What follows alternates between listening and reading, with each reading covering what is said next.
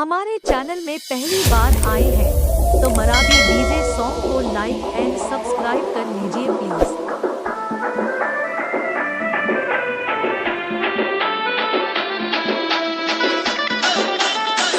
आप लोग सुन रहे हैं मराठी डीजे सॉन्ग।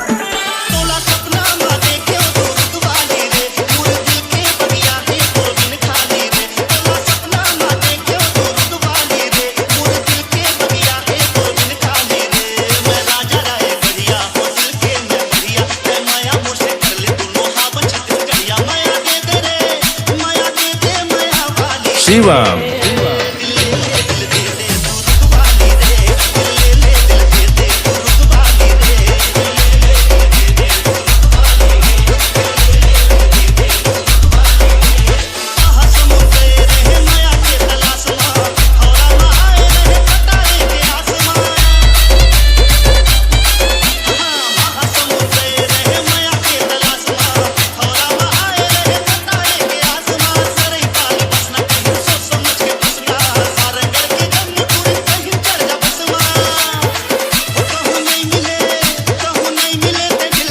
शिवम